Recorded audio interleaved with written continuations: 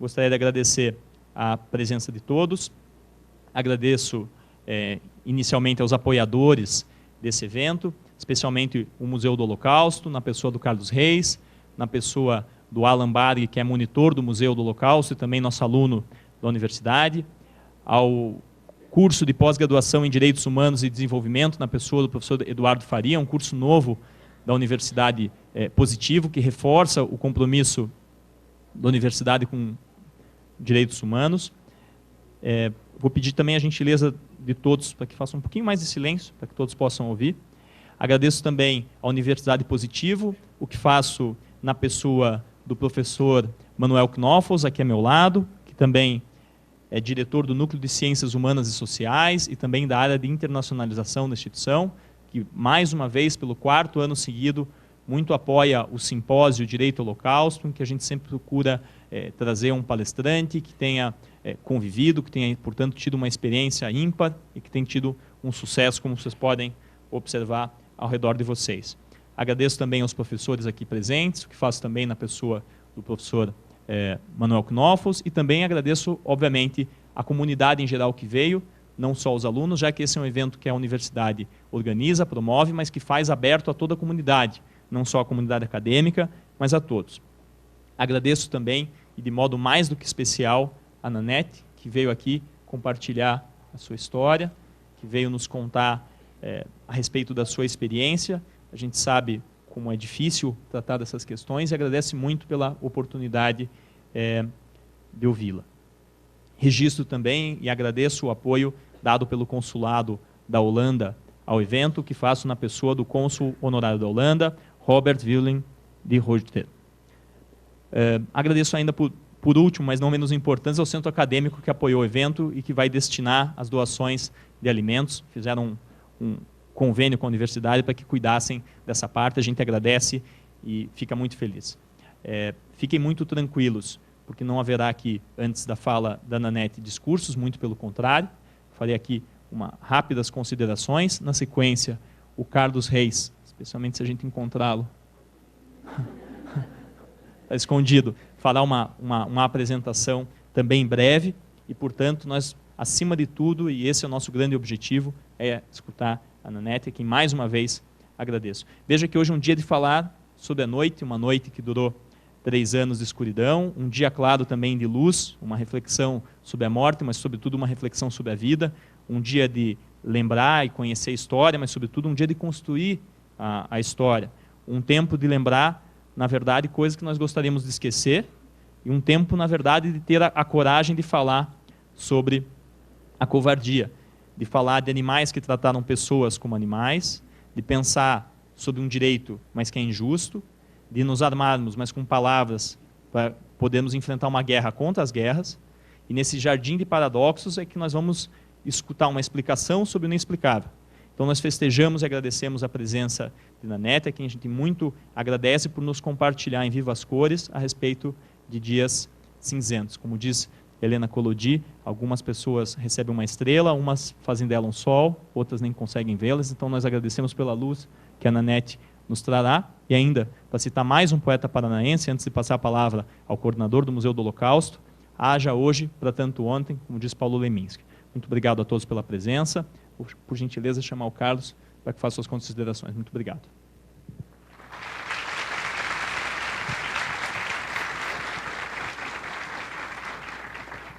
Boa noite a todos.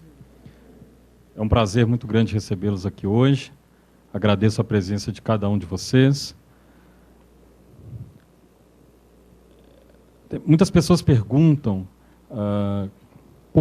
qual é a necessidade de continuarmos falando sobre o Holocausto, de continuarmos contando essas histórias.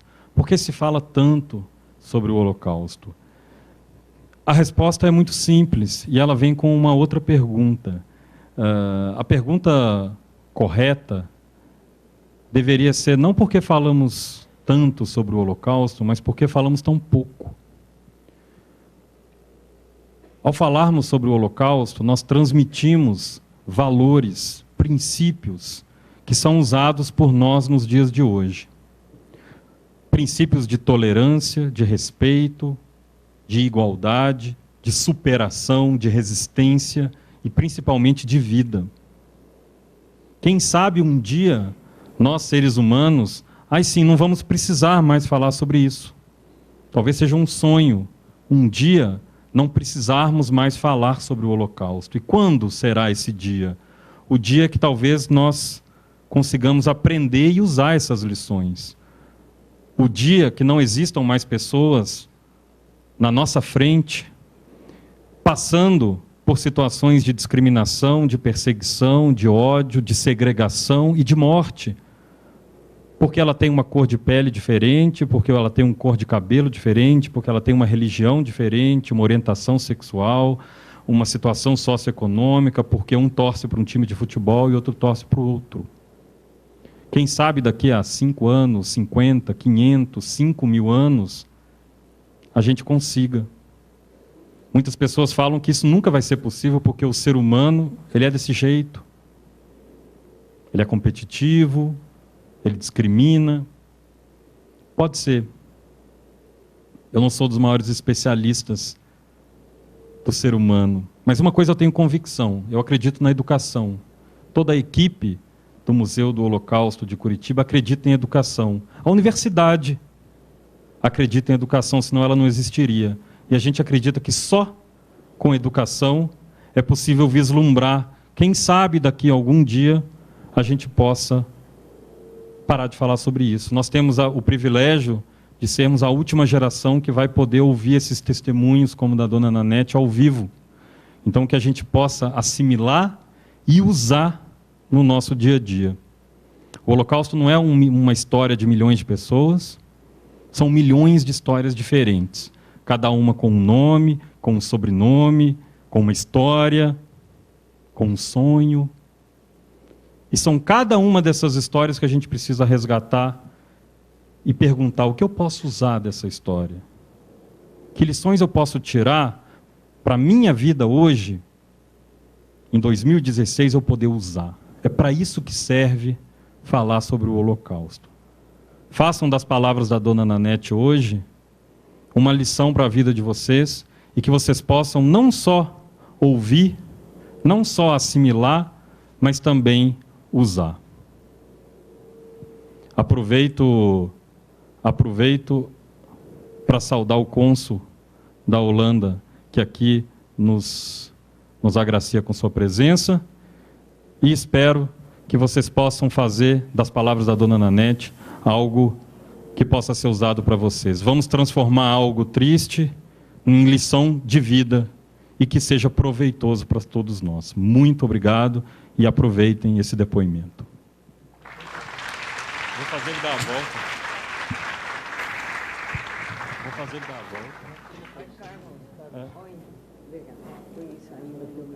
Eu vou fazer ele dar a volta.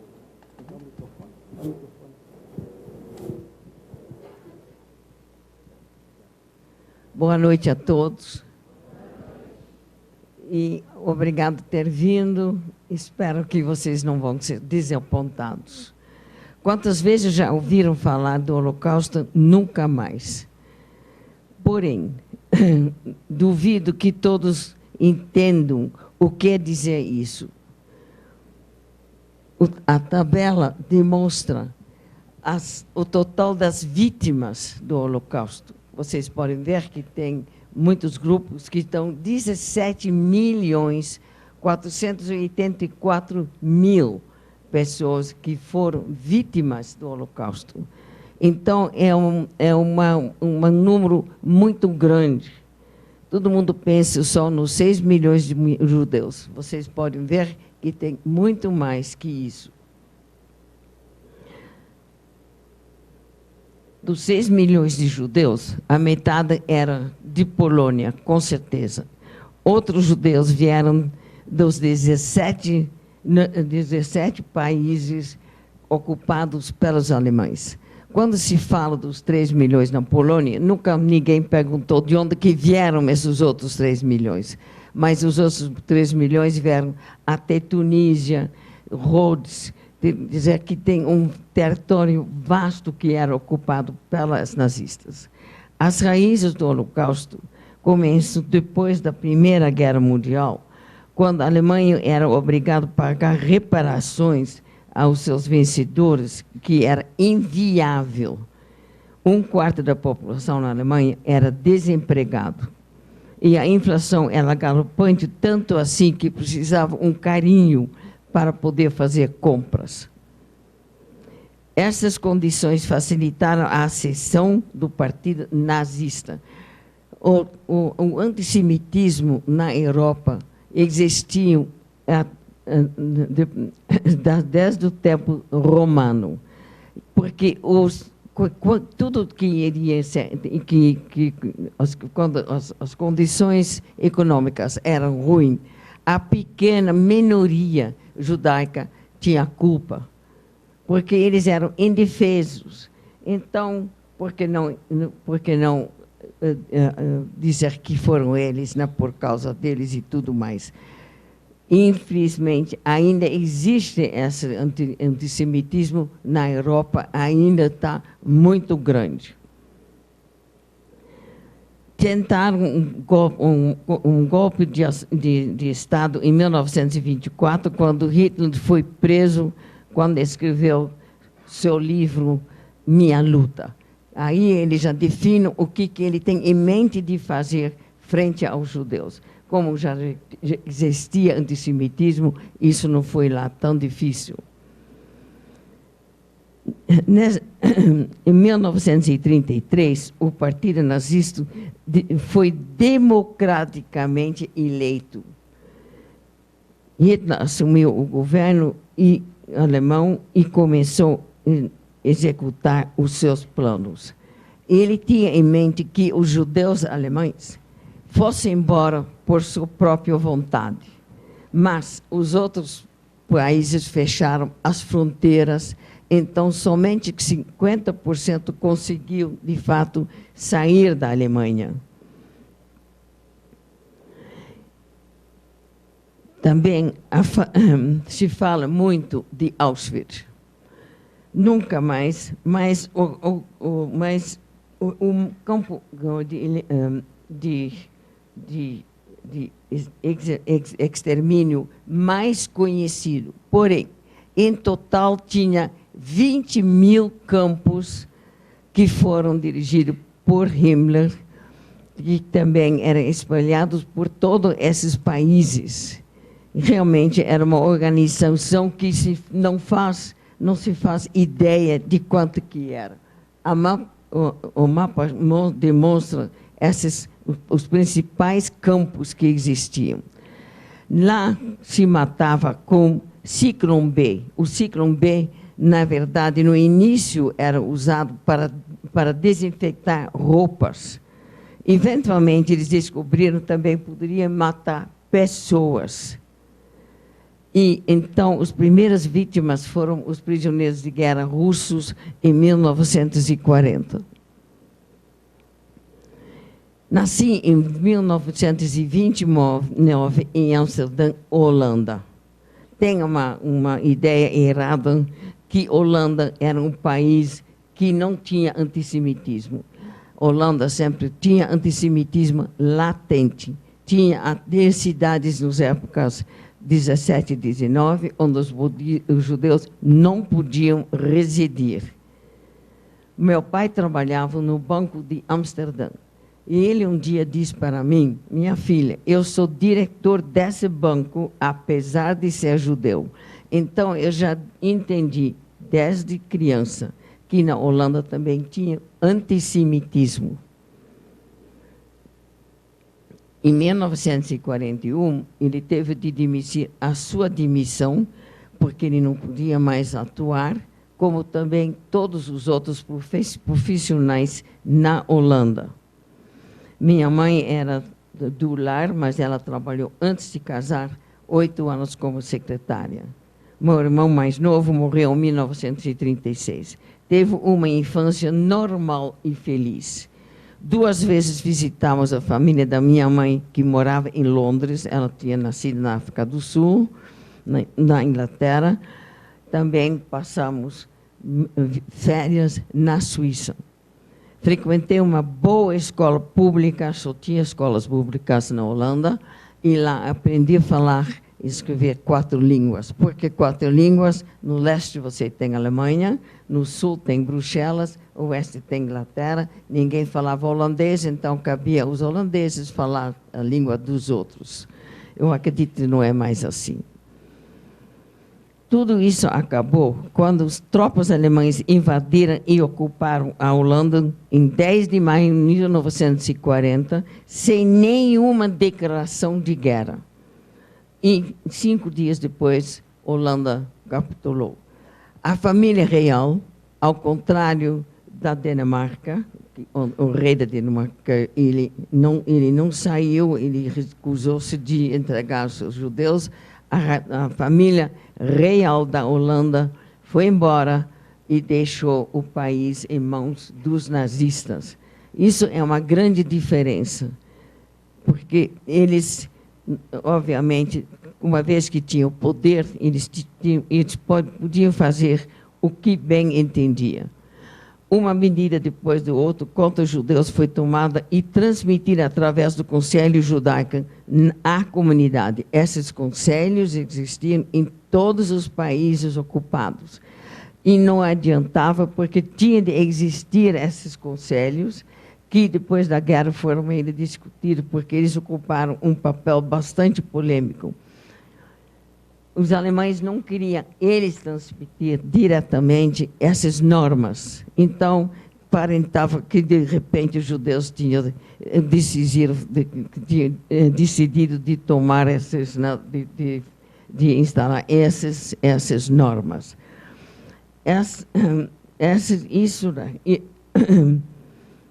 As autoridades holandesas não se opuseram às medidas que tiraram dos judeus. O uso de bicicletas. Bicicletas é o melhor meio de transporte na Holanda até hoje. Carros e transportes públicos, que rádios precisavam ser entregues. Também foi proibido frequentar cinemas, parques e clubes de esporte. Lojas específicas eram abertas apenas poucas horas durante a tarde e, eventualmente, quando os proprietários dessas lojas foram também deportados, o nosso abastecimento foi bastante complicado. Os cristãos não podiam frequentar as casas dos judeus, nem se comunicar com eles. Então, aquelas pessoas que de vez em quando trouxeram alimentos para nós, corriam um grande risco. E realmente eles tinham coragem de fazer isso. Também nós fomos obrigados a depositar todos os nossos bens num banco que chamava Lippmann Rosenthal. Esse banco também foi tomado dos próprios judeus. E esse banco, depois da guerra, quando eu fui no arquivo do banco, não tinha mais nada. O que foi com esse dinheiro, todos esses bens, não sei. Mas, obviamente, alguma coisa aconteceu que não deveria ter acontecido. Eles fizeram isso com a objeção de mostrar ao exterior como eles estavam cuidando dos judeus, mas isso obviamente não era. Esse dinheiro foi usado para eles financiarem a guerra que ele estava travando. A prefeitura de Amsterdã, eu sempre disse que é inviável que 80% de uma pequena comunidade judaica foi morta se não houvesse uma certa cooperação por parte dos holandeses, que obviamente nunca queriam saber que isso aconteceu. Mas os fatos são fatos e, obviamente, não pode ter sido outros. Uma das coisas, primeira coisa foi que a prefeitura de Amsterdã forneceu uma mapa aos nazistas, mostrando onde residia a maioria dos judeus em Amsterdã. Que mais que isso? Isso ajudou nas batidas contra os judeus. A polícia holandesa foi compelida pelos nazistas participar na busca, se não sofrer em terríveis penalidades, não foi uma busca, eles simplesmente, nós não podíamos sair das 8 da noite até 6 horas da manhã. Nesses intervalos, eles arrancaram os judeus das suas casas. Ademais, a obediência às leis pela população foi um dos fatores que ajudou aos nazistas conseguirem seu objetivo pela eliminação da comunidade judaica holandesa. Os holandeses admitem 72%, não foram 72% que morreram, foram 80%, porque nem todo mundo foi registrado. A estratégia da perseguição consistia em identificação, isolação, deportação e exterminação. Na Holanda, nunca tinha bairros específicos para os judeus. Isso não era como a Polônia, que tinha na Holanda, não.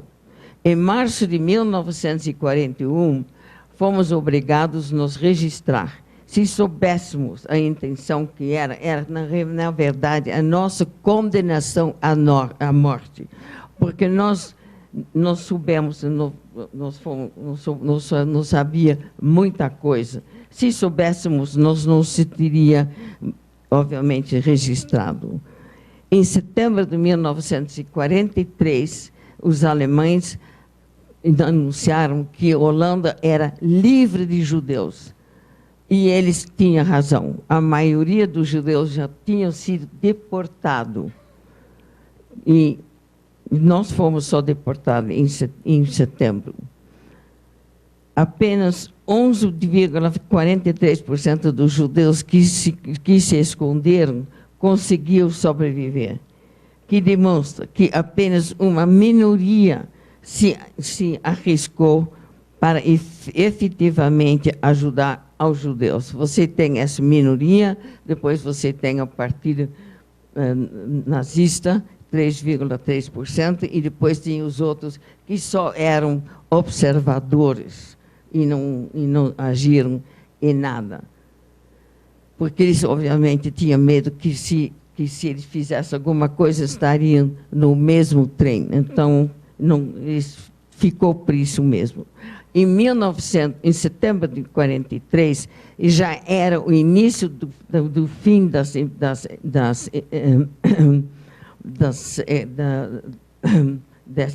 dessas deportações, porque, como eu falei, a maioria já foi deportado. Houve uma assustadora batida na porta e, ao entrar, gritaram para sair da casa imediatamente.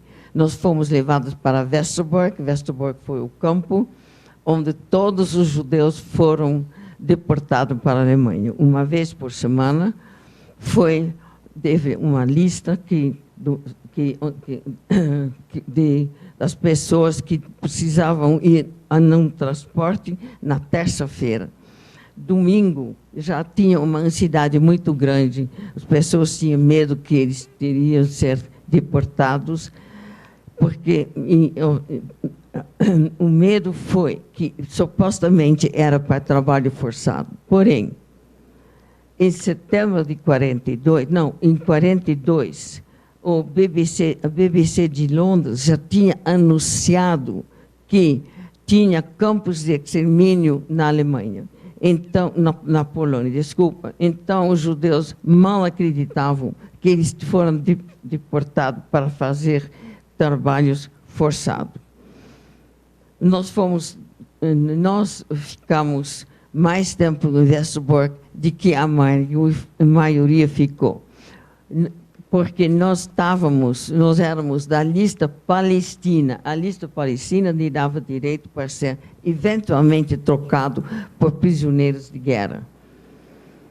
Então, nós não fomos levados para Auschwitz, mas nós fomos, dia 15 de fevereiro de 1944, para Bergen-Belsen. Isso era supostamente vantagem, porque Auschwitz era um campo de extermínio. O Bergen-Belsen oficialmente não era um campo de extermínio. Porém, as condições eram tão apavoráveis que, eventualmente, as pessoas Eles morreram dos maus tratos, de fome. A ideia era de matar os judeus por não dar alimento. Obviamente, quando tinha a epidemia de tifo, mas no fim da guerra, muitas pessoas morreram porque não tinha como resistir. O campo onde nós fomos prisioneiros era conhecido como Campo de Estrela. Por quê? Porque nós podíamos usar as nossas roupas, a estrela está aí quer dizer judeu. Eles não tiraram cabelos, nem tem marca de números, porque você não pode trocar pessoas que não têm cabelo e são marcados. Então, quem estava em Bergen-Belsen não tem esses sinais. A vida do campo era uma constante luta pela sobrevivência, porque não se sabia de um momento para o outro o que poderia acontecer. As condições das latrinas eram imundas e os piolhos do cabelo e nas roupas causaram um constante desconforto. Foram esses piolhos que, eventualmente, também causam o tifo. Falamos muito sobre comida por falta dela. Numa ocasião já faminta, nos deram um caldeirão de mexilhões, mas não comi por medo da maldade dos nazistas. Normalmente, os judeus não comem frutas de mar. Eu me lembrei disso, então eu não comi. As severas diarreias eram parte da vida do campo. Ficamos horas a fim a pé para ser contado. Isso eles contavam incessantemente, não se sabia quando ia isso terminar. O tempo que era, se tinha gelo, chuva, tanto faz, nós ficamos lá em pé. E as pessoas também, obviamente, sofriam muito sobre isso. Durante uma dessas apés, eu fui tirado da fileira. Quando você foi tirada, eles podiam fazer com você o que eles quiseram. Você podia ser torturado, podia ser mandado para um outro campo. De fato, não se sabia o que podia acontecer. Por sorte, comigo não aconteceu nada. Enfrentei Joseph Kramer. Joseph Kramer era chamado Beste de Bergen-Belsen e considerado um dos comandantes mais cruéis durante essa época. Ele dizia o seguinte: mais judeus mortos que me traguem, melhor fica para mim. Era um homem muito amável.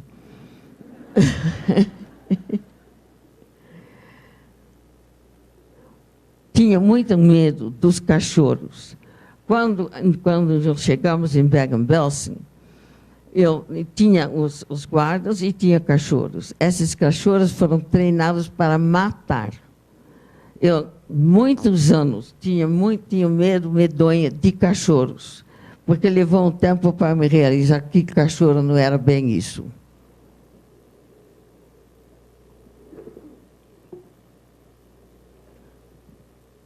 Outra vez, perto do fim da guerra, fiquei numa fila para buscar água. O guarda me tirou, apontou sua arma. Mas naquele tempo eu já estava indiferente de que iria acontecer. Eu acho que talvez essa indiferença me salvou a vida, porque tirou o prazer do guarda me matar. Falei, bom, não, já mataram tantos, pode me matar também. Mas não matou, tirou no ar. Também, então, não me pergunto como eu sobrevivi, porque uma mera coincidência.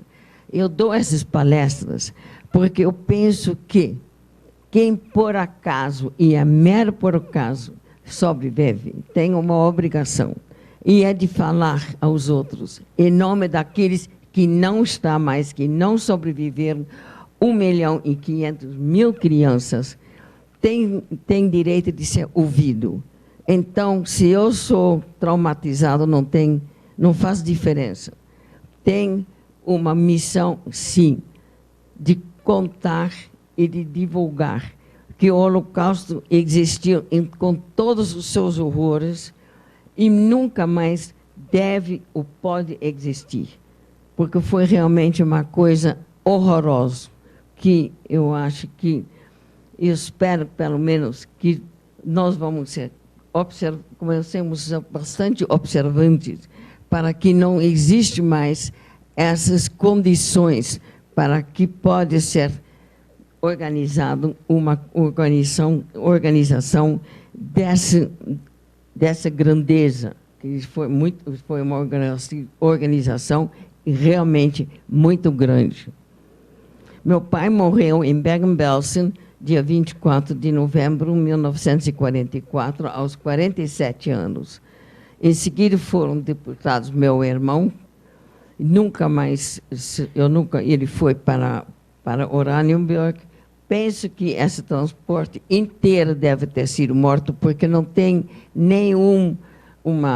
eu já fiz pesquisa, não se menciona esse transporte. Uma vez que não foi registrado, eu penso que esse transporte realmente foi morta. Minha mãe foi deportada no próximo dia. Ela foi para o campo de concentração Beindorf-Magdeburg. Lá ela trabalhou 700 metros embaixo do solo, numa mina de sal, onde eles produziram partes para aviões.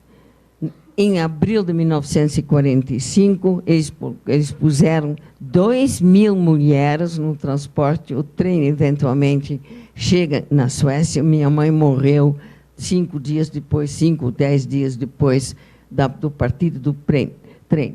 Eu sei dessa história dela porque um amigo nosso da Holanda foi para a Suécia, não só para isso, conversou com 2 senhoras que estavam junto à minha mãe. Então, eu sei o que aconteceu. Eu não sei o que aconteceu com o corpo. Talvez essas mulheres acharam melhor para não contar para mim. A partir de 5 de dezembro de 1945, eu fiquei sem minha família no campo de Bergen-Belsen. Eu já tinha... antes disso, eu já tinha encontrado Anne Frank, e já vou contar depois. Mas, nesse campo, depois que eu tive de deixar o campo de Estrelas, eu fui levado para um campo que chamava Campo Pequeno de Mulheres. E desse campo, eu vi, no campo que estava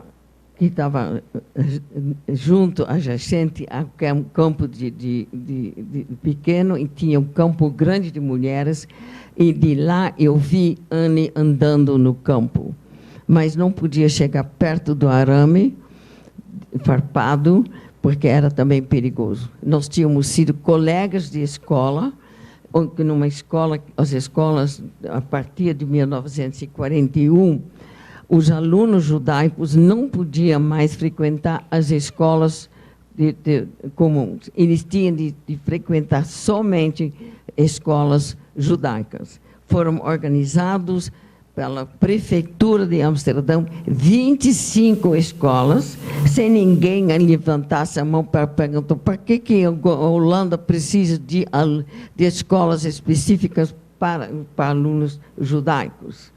Mas eles achavam que isso era perfeitamente normal. Uma dessas escolas era o Liceu Judaico, onde tinha 2 classes paralelas, e eu realmente fiquei na mesma classe que Anne Frank. Então, realmente, que eu conheço Anne Frank, eu convivo com ela, é meramente também um acontecimento, porque poderia ter sido uma dos 25 escolas. Eu fui para o aniversário do Anne, em 1942, quando ela fez 13 anos, e depois, um mês depois, a irmã dela foi chamada para se apresentar à polícia. Eles souberam, se ela não fosse, que todos eram reféns. Então, na verdade, eles adiaram a ida para o esconderijo. O pai tinha já providenciado em uma parte do escritório dele que iria servir para o esconderijo da família. E eles foram, antes disso, para salvar a filha.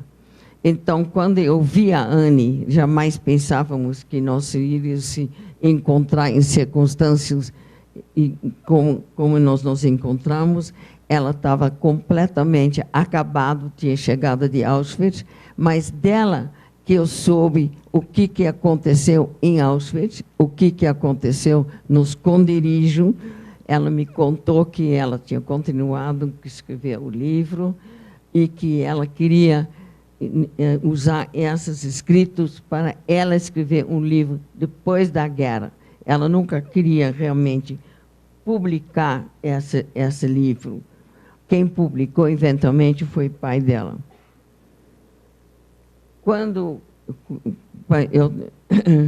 Então, realmente, tudo isso, né, para mim, é muito difícil entender que eu sobrevivi e ela se foi, como também a maioria realmente morreram. Eu sei porquê, mas mesmo assim não é nada fácil para entender, né, que isso foi uma verdade muito cruel. Eu fiquei no campo de Bergen-Belsen até a entrada das tropas inglesas.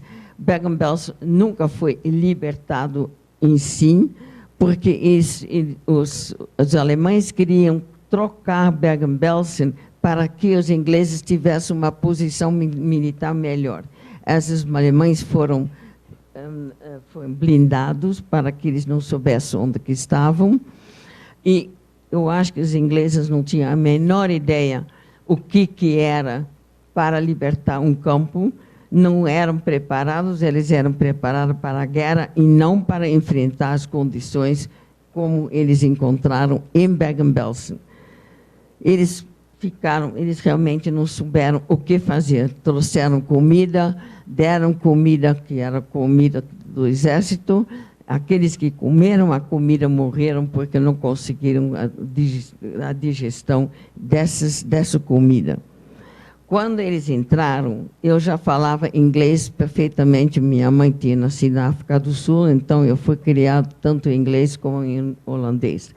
Eu me aproximei, eu falei com um major de exército da Inglaterra, pedi a ele se ele pudesse escrever uma carta à minha família, não sabendo se ele iria fazer ou não, mas ele ficou surpreendido que, enquanto ninguém falava inglês, que tinha uma menina que falava perfeitamente inglês. Ele, de fato, escreveu por 2 vezes a minha família.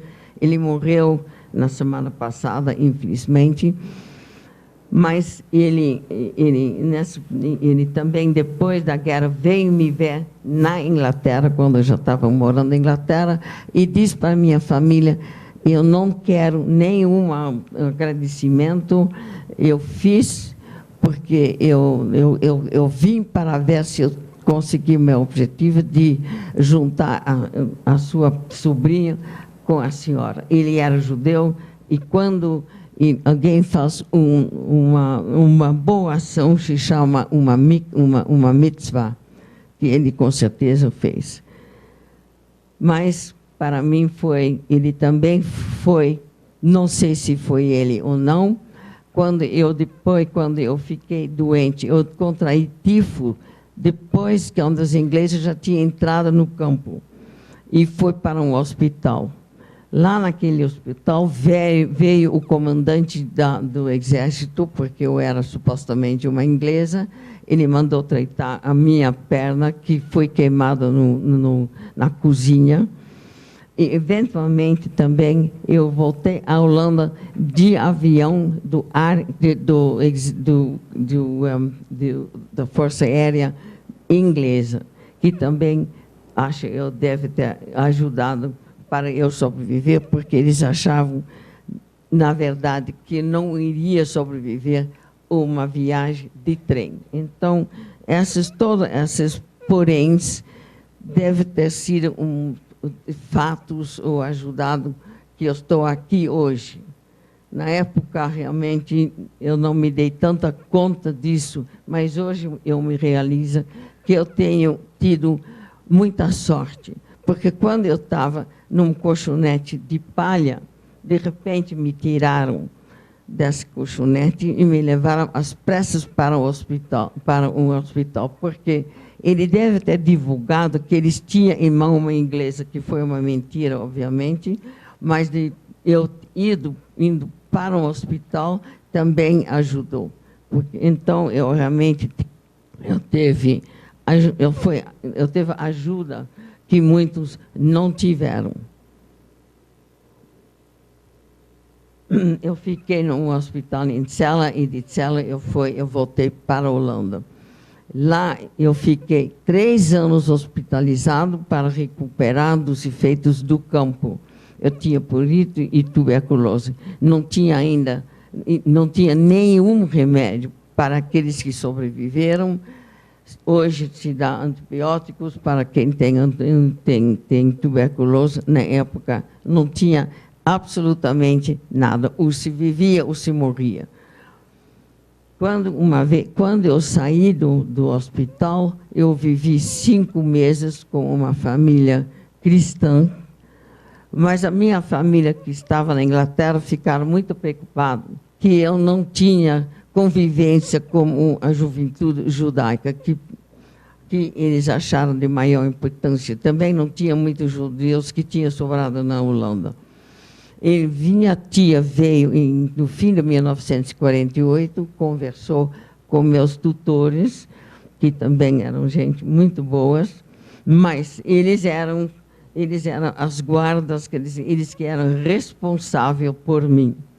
E eles combinaram que eu poderia ir por 6 semanas para ficar com minha família. Acho que isso foi um período experimental, para que eles pudessem justificar que eu mudei para a Inglaterra em abril de 1949, porque foram eles que tinham de dar relatórios para o governo.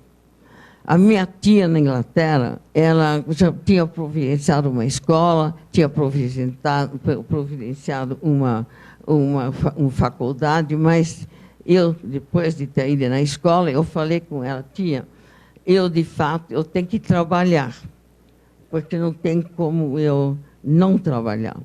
Então, eu fiz um curso de secretariado e trabalhei num banco comercial. Também, quando eu me candidatei para esse banco, também teve uma imensa sorte. O que me entrevistou ficou falando que eu precisava de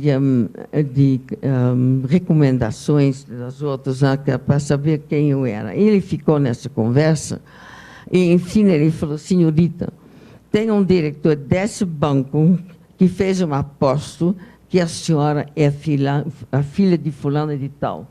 Ele só queria saber se ele ganhou esse aposto, porque se a senhora a senhora já tinha esse emprego quando a senhora chegou aqui.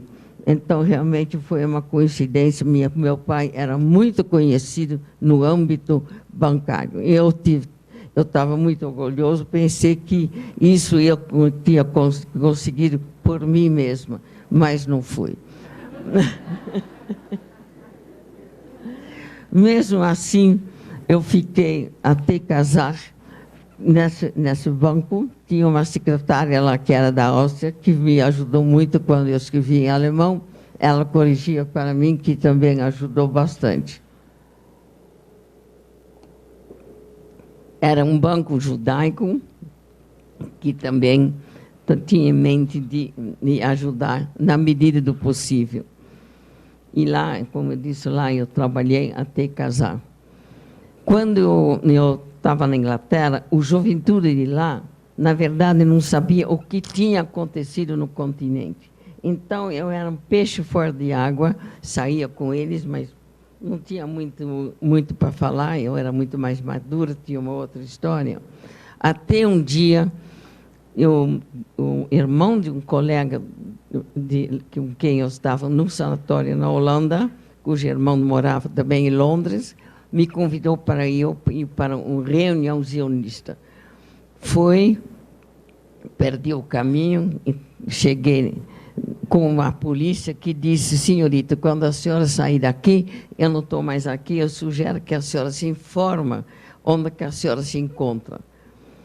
No fim dessa reunião, eu ouvi dizer que eles iam para uma certa estação, meu futuro marido se candidatou, falei: senhorita, eu deixo a senhorita no ônibus. Ele me deixou e perguntou se tinha namorado, qualquer coisa desse tipo. Aí ele disse: a senhorita não faz muito meu tipo. Eu falei: pois bem, né? E foi por isso. Mas na semana próxima, nós nos encontramos, por acaso, em Londres, numa avenida. Eu estava acompanhado com um tio da Holanda, correu atrás de mim, perguntou se eu era a senhorita que ele tinha encontrado. Sim. E esse tio foi falar para meus tios que eu estava tendo um caso, que eles não estavam cientes, nem eu. Então, eventualmente, ele liga e me convida para eu sair numa sexta-feira. Eu vim de uma família tradicional, onde sexta-feira faz parte de Shabat. Não se sai na sexta-feira. Eu falei: nós não saímos. No próximo semana, ele me convidou de novo. Eu chamei uma tia, disse: minha filha, vamos ver, se você não gostava, não vai mais. Por quê? Ele já tinha se informado. Vocês têm que entender, naquela época, não se saía com ninguém que a família não tinha referências. Uma moça de família não era permitido de sair com quem eles não souberam que era. Então, minha tia permitiu, só que meu marido já tinha passagem para ir para o Brasil. Ele tinha, infelizmente, perdido seus pais, ele estava na Inglaterra durante a guerra, fez toda a sua escolaridade, inclusive faculdade. Ele entrou na faculdade aos 16 anos, estudou engenharia, e ele estava lá sozinho. A família daqui disse: você está sozinho, venha a nós. Então, nós saímos só 6 semanas antes que ele partiu. Naquela época, não se ia junto com seu namorado para canto nenhum. A moça tinha de ser casado para sair de casa. Então, nosso namoro, na verdade, foi de cartas. As cartas ainda existem, ele guardou as minhas e as deles. Mas, em 1953, ele manifestou que, na verdade, queria casar, eu nem tanto. Eu voltei para a Holanda. Eu nunca tinha deixado a Holanda oficialmente. Fui lá, fiquei 6 semanas para endireitar as minhas coisas lá. E depois voltei para a Inglaterra e nós casamos em 53, agosto de 53. Não foi um casamento desses que tem hoje, que parece o Hollywood, porque nós não tínhamos dinheiro, mas nós não vamos ser casados esse ano, 63 anos. Para não ser o tipo dele, eu acho que demorou muito.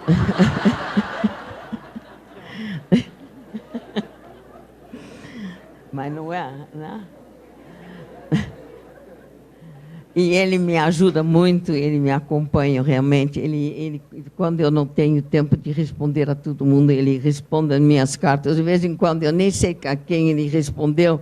Ele fala: amanhã você tem que fazer não sei das quantas. Eu falei: mas estava lá na sua agenda, marquei. Então, esteja pronto às 7h30 da manhã, sei lá eu. Então, realmente, ele é. E ainda trabalha também. Ele tem 89 anos e ainda trabalha. Ele realmente é admirável, de jeito que ele sempre me acompanha e faz de tudo que pode fazer para mim. Os judeus que se esconderam na Holanda não foi nada fácil, porque no meio dos esconderijos, e os holandeses, eles anularam as notas de 100 florins. E, obviamente, os judeus não tinham como ir para trocar essas notas de 100 florins. Tinha famílias que falaram, depois da guerra nós acertamos. Tinha outras que falavam, não há dinheiro, não tem esconderijo, entregaram esses judeus para aos alemães. Tinha também pessoas que esconderam crianças, que foi muito perigoso, obviamente. Só para lhe dar uma ideia, que a gente nunca sabia quem era a favor ou contra, essas crianças muitas vezes tinham de mudar de endereço 7 a 8 vezes, porque cada vez eles pensaram que eles iriam ser denunciados. Então, as poucas crianças que sobreviveram realmente tiveram uma época também bastante difícil. E eles, cada vez, quando tinham de mudar famílias, também não era lá tão fácil. Eles... Desculpa. Bergen-Belsen era dividido em vários campos diferentes. Você não podia ir de um campo para outro campo. Então, eu tenho uma colega que também estava em Bergen-Belsen, mas eu só soube, depois da guerra, que nós estávamos no mesmo campo, porque não tinha como ir de um campo para outro. Quando eu vi Anne lá, no outro campo, era só porque tiraram essa arame que eu podia ir para lá. Bergen-Belsen era um campo, realmente, o campo de horror vem do exército inglês, que entrou lá e encontrou condições que ele jamais poderia imaginar que existisse. Eles eram totalmente apavorados. E eles não sabiam como tratar, nem como lidar com tudo. Em outubro de 1945, recebi uma carta de Otto Frank perguntando se eu poderia receber visita. Eu estava ainda no sanatório. Eu falei que sim, e ele veio me visitar. E tinha outras pessoas também que estavam junto comigo, que também tinha também convivido com a Anne. Então, ele tirou todas as informações que ele queria e falou para mim que a mãe dele tinha sugerido que ele publicasse esse diário. Ela morava em Basel, e ele me perguntou o que eu achava disso. Falei, se está tudo bem com o senhor, por mim está tudo certo, o senhor faz. Então, ele me diz que ele iria tirar as partes que ela era muito crítica frente à mãe. E, de fato, ele publica esse diário em 1947 e me manda o primeiro exemplar, que eu dei para um tio em guarda, mas nunca mais vi essa primeira, que realmente é uma pena, nunca mais vi essa primeira edição do diário. Eu fiquei em contato com outro, ele casou pelo segundo matrimônio, ele morava na Suíça, uma filha minha também, de vez em quando eu conversava com ele por telefone. Ele queria muito que eu fosse visitá-lo, mas eu não tinha coragem de aparecer lá com 3 filhos. Porém, ele era realmente um homem formidável. Ele quando leio o diário da Anne, eu falo, eu não conheço essa minha filha. E foi ele que estipulou que esse diário deveria ser usado aos fins de ensino. E esse diário realmente fez com que se faz parte, que o Holocausto ficou vivo. Ele contribuiu muito com o diário dela. A resistência representava só 1% da população na Holanda. Quando eu voltei para a Holanda, parecia que Deus e todo mundo fazia parte dessa resistência. Isso não é verdade. Poucos se arriscaram de fazer parte da resistência. Antes da guerra, tinha 140 mil judeus na Holanda, 1,5% da população. Dos aproximadamente 107 foram deportados e apenas 5.540 voltaram. Estima-se que dos 24 mil judeus, 17% que se esconderam, somente 16 mil conseguiram se salvar. Muitos deles foram denunciados por dinheiro. O pessoal denunciava, como nem a família Franco, que também foi denunciado por dinheiro.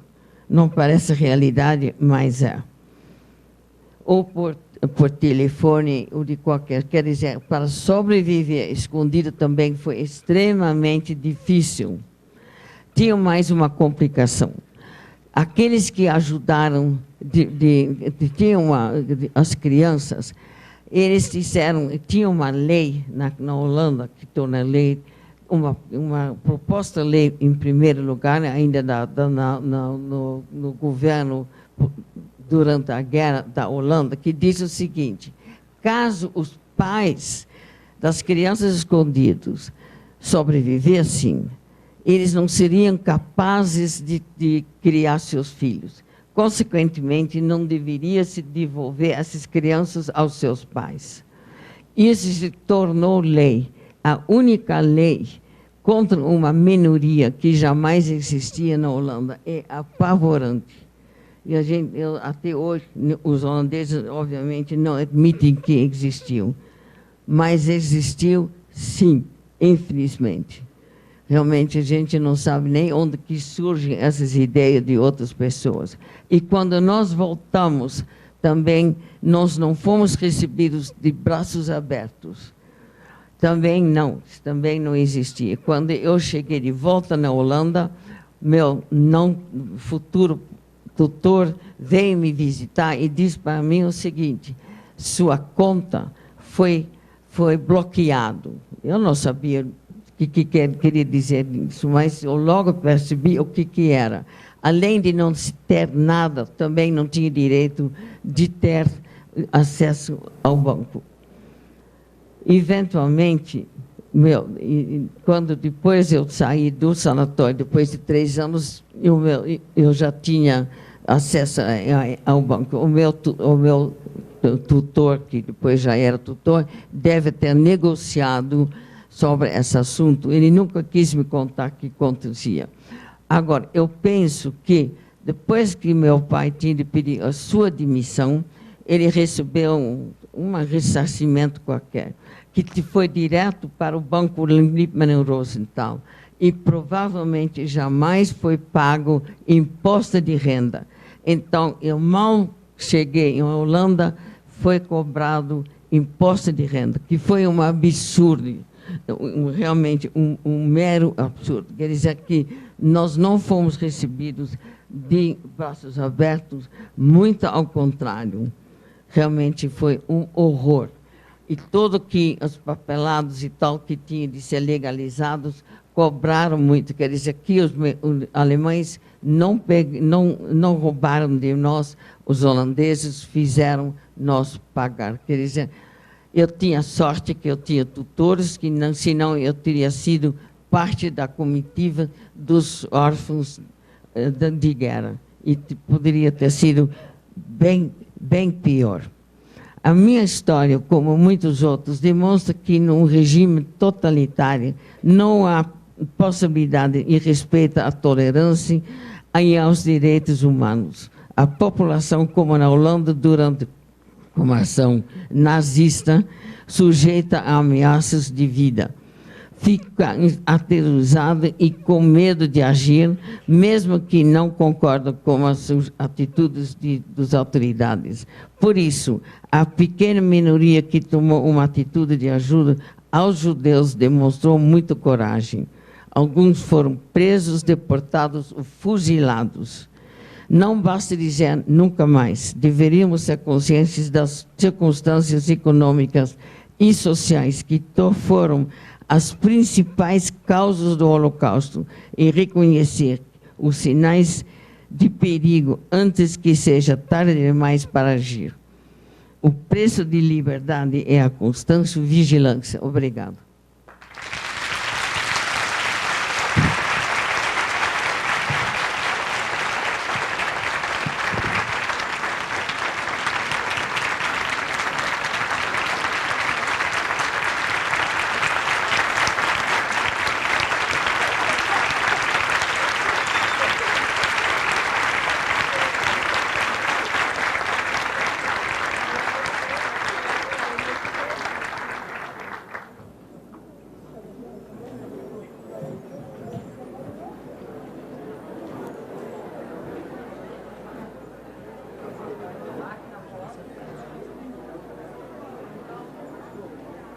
Ao cumprimentar todos novamente, vou pedir que, por gentileza, voltem aos lugares. Novamente, agradeço a todos pela presença. Ainda acrescento agradecimento aos cursos de Psicologia e de Jornalismo, que também, junto com o curso de Direito, organizaram esse evento. Faço na pessoa dos respectivos coordenadores, o professor Rafael, de Psicologia, a professora Zaquilis, de Jornalismo, e passo a palavra, agradecendo também pela presença, ao cônsul, a sua excelência, cônsul honorário da Holanda, o senhor Robert Willem de Husted. Obrigado, Nanette, por essas palavras aqui hoje. Eu tive o prazer de já encontrar com a senhora Nanette um momento antes, então a gente já falou sobre isso e realmente é algo incrível. Era para fazer a palavra de abertura, mas desculpa pelo meu atraso. Enfim, a dona Nanette falou sobre o fim da guerra, que na verdade não foi recebido basicamente, não foi recebido novamente na Holanda e isso é infelizmente assim que tudo isso aconteceu. Portanto, por isso muitas pessoas que não tinham mais lar na Holanda foram para outros países. No caso dos judeus foram para Israel, para os Estados Unidos, mas também no final da história para o Brasil. Nós temos aqui no Brasil muitos descendentes do Holocausto e de outros horrores, porque infelizmente na Holanda o povo não aprendeu só com isso naquele momento, porque alguns anos depois chegaram as pessoas da Indonésia que sobreviveram aos campos dos japoneses da mesma forma. E também não tinham mais lar lá e muitos deles foram até para o Brasil. Também porque chegaram num país quente, com calor, e chegaram aqui eles se sentiram melhor recebidas. Mas realmente essas histórias do Holocausto, muitas pessoas também me perguntam, a gente falou sobre isso antes, como nós podemos evitar que isso ia acontecer novamente. Será que é possível? Não sei, mas uma coisa tenho certeza, que as palavras da dona Nanette, essa divulgação que ela está fazendo, com certeza ajudaria qualquer pessoa para tentar entender o que aconteceu, porque nunca seria possível para quem não vivia para realmente entender, na minha opinião. Mas isso cabe a dona Nanette para dizer isso.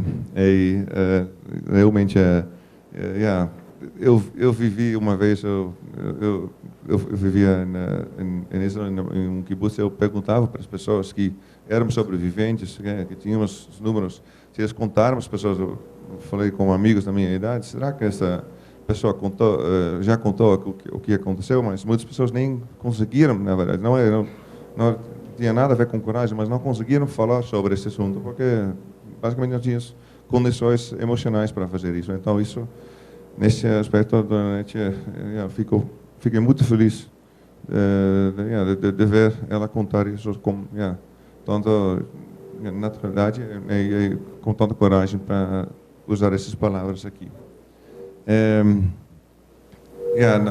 Uma coisa me deixa muito feliz é que isso é o fato que hoje em dia a casa da Anne Frank é o museu mais visitado do país. Então muitas pessoas querem saber o que aconteceu durante o Holocausto e querem aprender com isso para realmente isso nunca mais acontecer. Mais uma vez, muito obrigado também do meu lado e eu espero que a mensagem foi transmitida. Muito obrigado.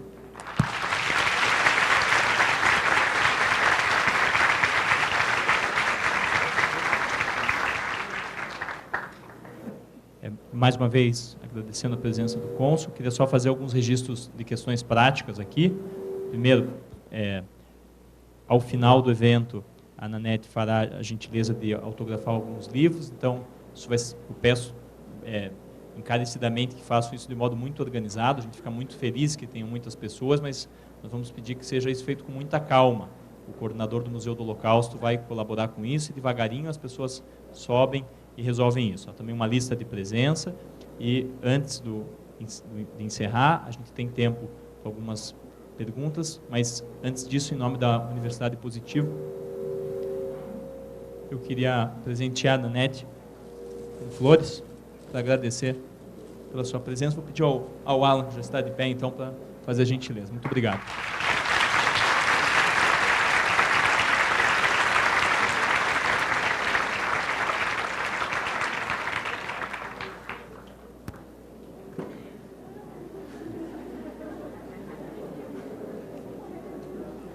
Pode. Bom, nós temos tempo para talvez 3 ou 4 perguntas. Vou pedir ao Carlos que ajude. Vamos tentar que isso funcione bem. Eu vou tentar circular por vocês. Quem tiver alguma pergunta, levanta a mão, a gente chega lá. Primeiro você levantou lá. Tenta chegar um pouquinho mais para frente, que eu trago o microfone até você para eu não ter que chegar até lá no fundo. Boa noite, meu nome é Andressa e a pergunta que eu tenho para fazer é: eu gostaria muito de saber qual foi o sentimento que a senhora teve quando viu a Anne Frank pela primeira vez dentro do campo. Foi muito emocional, obviamente, porque estava inesperado. Nós não esperávamos que jamais seria encontrar. E para ela, as duas, realmente, foi também uma ajuda para poder abraçar alguém com quem que nós teremos tido convivência. E, como eu falei antes, para mim, o fato que ela faleceu e eu estou aqui, também é muito difícil para conviver com isso. Mais alguém que eu gostaria de fazer uma pergunta? Boa noite a todos, boa noite, dona Nanete, é um prazer imenso estar aqui. Meu nome é Giovana, eu sou professora de História. E eu estudo muito as questões da Segunda Guerra Mundial e eu pergunto para a senhora, aproveitando o microfone, 2 coisas. Qual foi a sua sensação ao chegar no Brasil? E as pessoas, existe uma corrente que imagina que o Holocausto não existiu. O que a senhora diria a essas pessoas, principalmente nesse momento que nós estamos tratando de questões como neonazismo, e principalmente aqui na região sul, aqui em Curitiba, que nós temos pessoas que se imaginam que o horror possa voltar? O que a senhora diria a respeito disso? Muito obrigada. Realmente tem aqui na parte do sul, tinha sempre nazistas. E esses neonazistas, eu acho que é muito difícil para combater, mas, obviamente, a gente tem que ficar de olho para que eles não conseguem nada. Isso não é aqui só no Brasil, também tem no exterior esses movimentos neonazistas. Eu acho que eles não sabem o que era nazismo. Eu acho que, em um certo ponto, é uma ignorância total, mas que existe, existe. Sobre aqueles que não souberam nada do Holocausto, justamente eu faço esse trabalho. Quando eu estudei no Brasil, nem se mencionava, mal se mencionava a existência da Segunda Guerra Mundial. Parecia que nem tinha acontecido.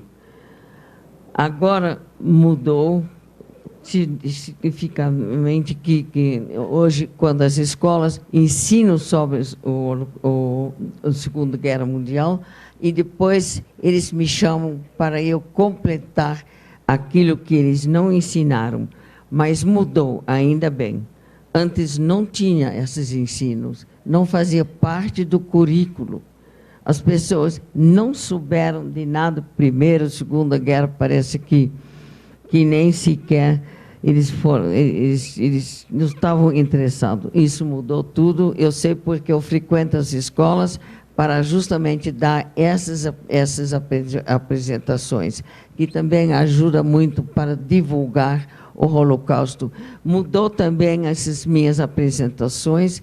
Eu escrevi um livro. Às vezes eu chego na escola e eles falam: nós gostaríamos que a senhora apenas responda as perguntas, já limos tudo a história, que para mim ajuda muito e é muito, muito mais, se aproveita muito mais da minha presença.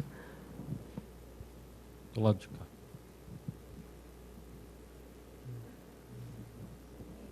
Boa noite, eu sou Daniele, sou professora da Rede Municipal de Curitiba e... Ai, eu estou muito emocionada, desculpa. Mas o que eu gostaria de perguntar para a senhora é sobre... Quando eu li o seu livro, terminei de ler ontem, e tem uma parte que a senhora fala que o trabalho que era feito com as crianças lá no campo, que a senhora histórias para as crianças, que era feito...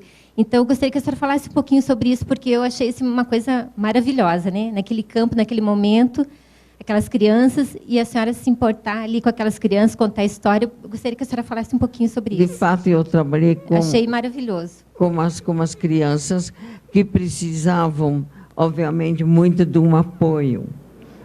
Porque os pais, quando estavam ainda vivos, aí também era muito difícil para eles. Era um trabalho que realmente era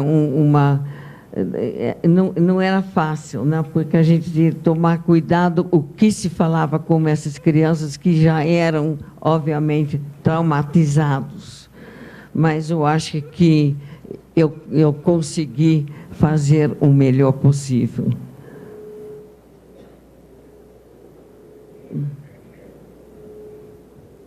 Oi, Nanete, meu nome é Diogo. Eu queria saber 2 perguntinhas rapidinhas. Antes de ir para Bergen-Belsen, a senhora também se escondeu lá em Amsterdã, a senhora e a família da senhora? Não, nós não nos escondemos. Igual a família Frank, não? Não, porque não era fácil. Você tinha de ter dinheiro para pagar, tinha de ter pessoas confiáveis, onde que pode ser escondido, e realmente também em total não era fácil. Nem todo mundo tinha como arranjar ou arrumar, porque as pessoas que escondiam os outros, nem eles sempre eram muito confiáveis.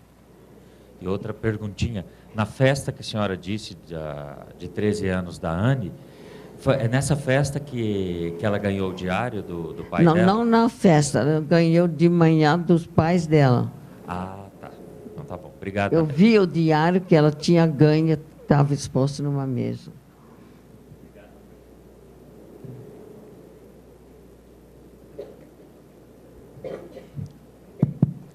Dona Nanete, boa noite. Meu nome é Antônio. Eu entendo que essa sua situação tem passado por todas essas situações, deixaram marcas profundas na senhora, né? Eu queria saber, a senhora pessoalmente, passados tantos anos, se é possível um sentimento de perdão para com seus algozes, né? Se isso é possível. Não é possível. Porque eles cometeram essas atrocidades sabendo o que eles faziam. E para perdoar, eu acho que realmente é improvável. Pelo menos da minha opinião, não existe. Não existe perdão para uma atrocidade dessa.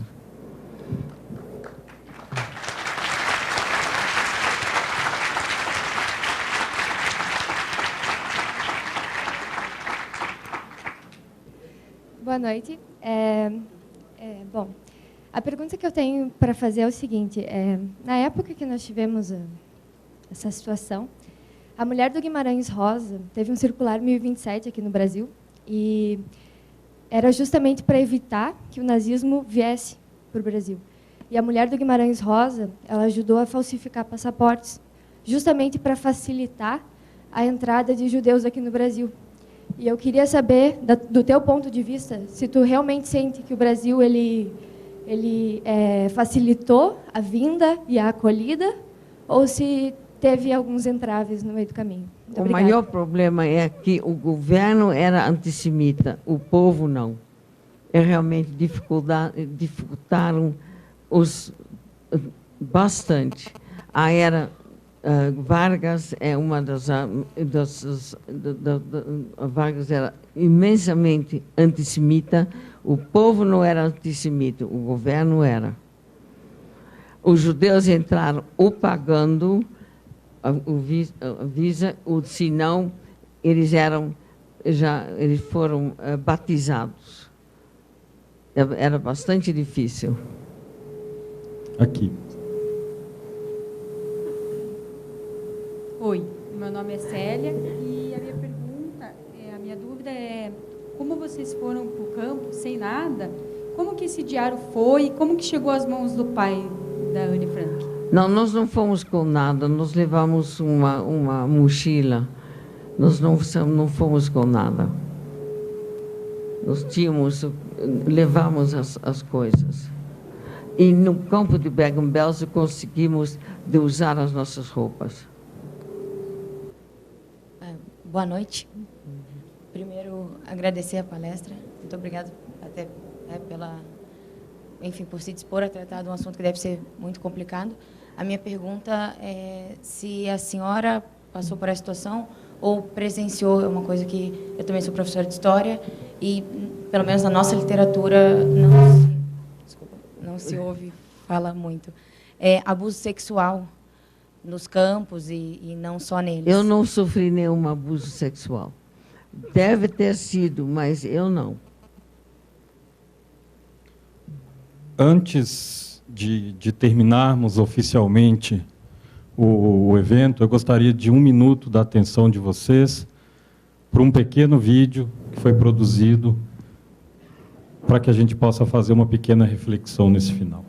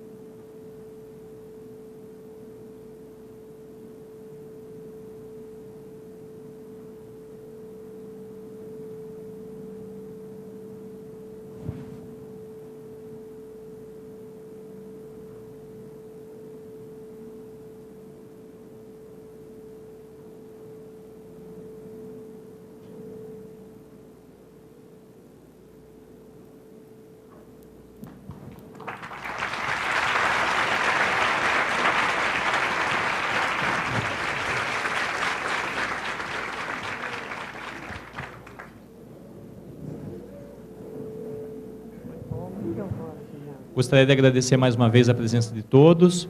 Declaro encerrado o evento e mais